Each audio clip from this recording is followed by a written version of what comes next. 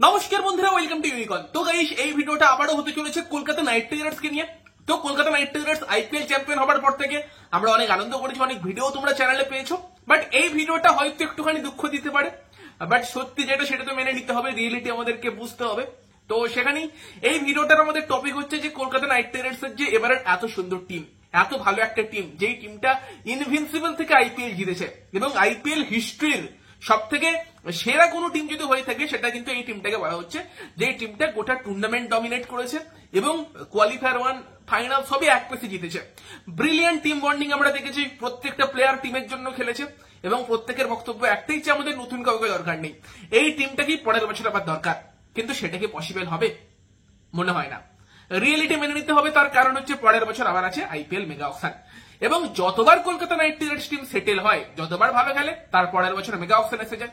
2021 সালে Kolkata night Riders final খেলেছিল, টিমটা সেই সময় সেটেল লাগছিল, তার পরের বছর মেগা অকশন এসে গেছিল এবং দেন 2024 এসে কলকাতা নাইট রাইডার্স টিমটাকে ভীষণ ভালো লাগছিল, ভীষণ সেটেল লাগছিল এবং প্রত্যেকটা প্লেয়ার এই টিমে থাকতে চায়।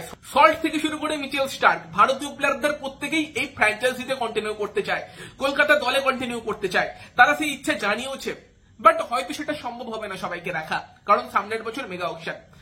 তো এটা একটা খারাপ ব্যাপার মেগা অকশনের, যে একটা টিম মানে এরকম একটা টিম তৈরি করে নিজেদের স্কাউটিং সিস্টেমকে কাজে লাগিয়ে এবং অন্য টিমেরা মেগা অকশনে সেটাকে ভেঙে দেয়।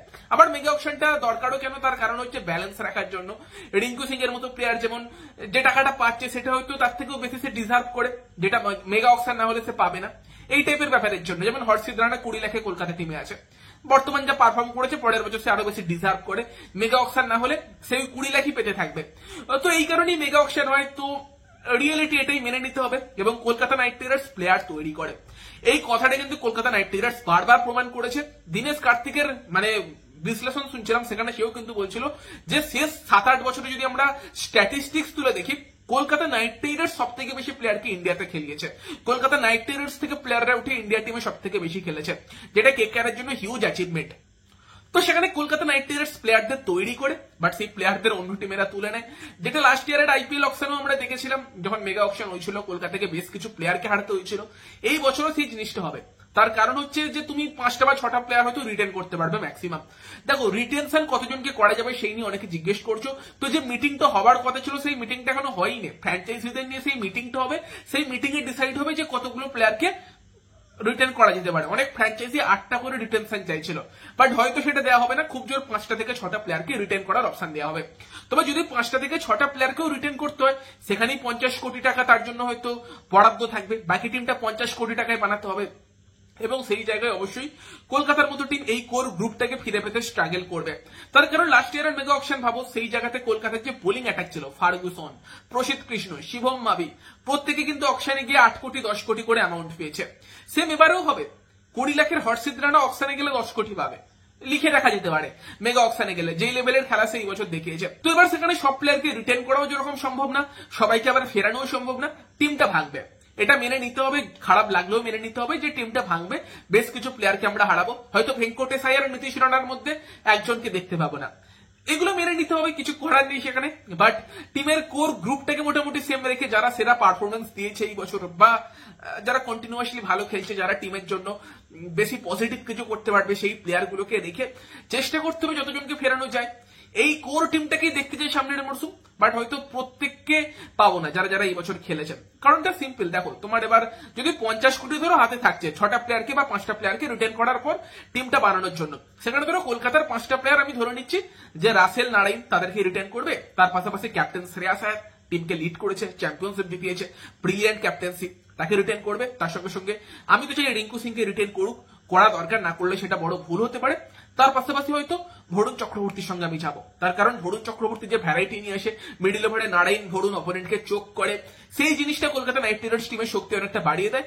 ভরুণকে অবশ্যই কলকাতা নাইট রাইডার্স চাইবে। আরো একটা প্লেয়ার, যেই ভরুণকে কিন্তু কলকাতাতে আসার পর আমরা জ্বলে উঠতে দেখেছি এবং লাস্ট 2 বছরের 2023 এবং 2024 মিলিয়ে IPL a as a spinner সব থেকে বেশি উইকেট নিয়েছে ভরুণ চক্রবর্তী।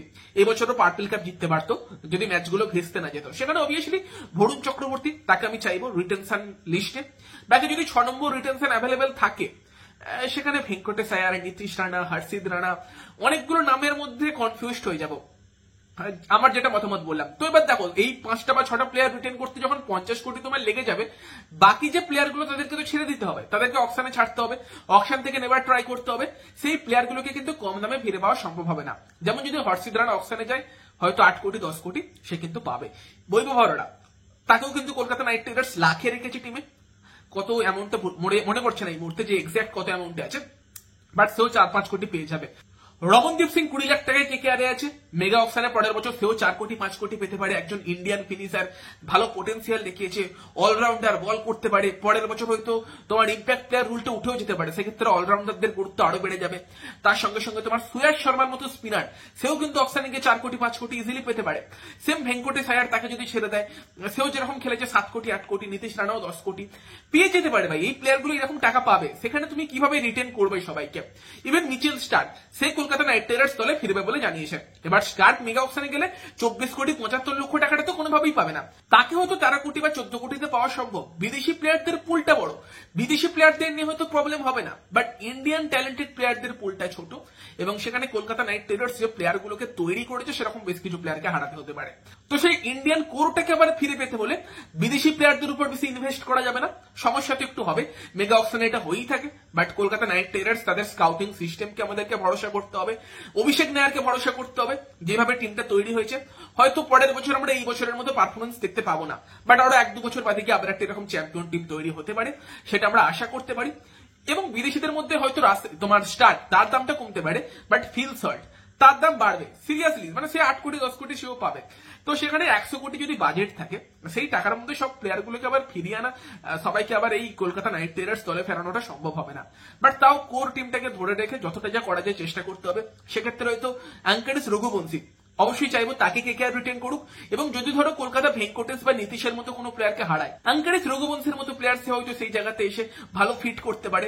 একজন ভীষণ ট্যালেন্টেড প্লেয়ার, 1 বছর 2 বছর পর আরো ইমপ্রুভ করবে, সেটাই আমরা আশা করতে পারি। বা যদি হর্ষিতকে পাওয়া যায়, বৈভবকে না পাওয়া যায়, সেখানে সাকিব হোসেন, তাকে এবছর কিন্তু কলকাতা আনলিস্ট করেনি, পেছন দিকেই রেখে দিয়েছিল বাসকে মুড়ে, হয়তো তাকে পরের বছর কেকেআর আনলিস্ট করবে নিয়ে এসে, যদি আরোরার মতো প্লেয়ারকে না পায়।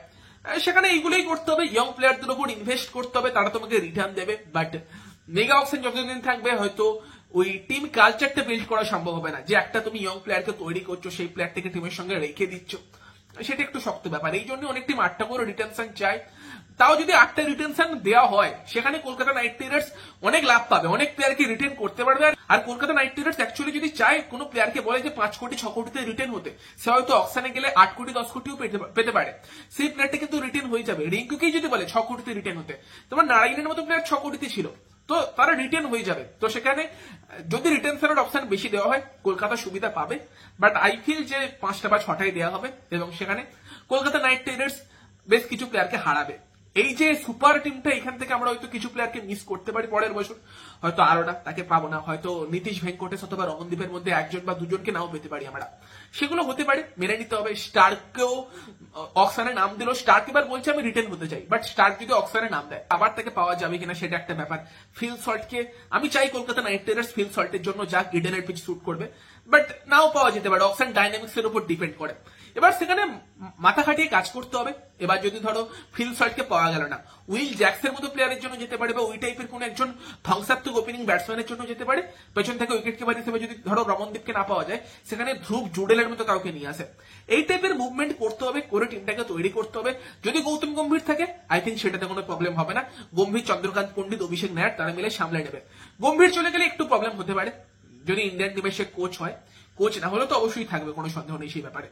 বাট হ্যাঁ, এই টিমটা থেকে বেশ কিছু প্লেয়ারকে আমরা সামনের মরশুম দেখতে পাবো না, বাট সেই নিয়ে এখন থেকে ভেবে লাভ নেই। প্লেয়ারদের ফর্মের উপর অনেক কিছু ডিপেন্ড করবে, দেখা যাক সেখানে কি হয়। বাট আপাতত আমাদেরকে জয়টা এনজয় করতে হবে। বাট এই নিয়ে অনেকে ভিডিও চাইছিলেন, সেটা নিয়ে বানিয়ে দিলাম। তোমাদের মতামত জানিও, তোমরা কোন কোন প্লেয়ারকে পরের বছর দেখতে চাও।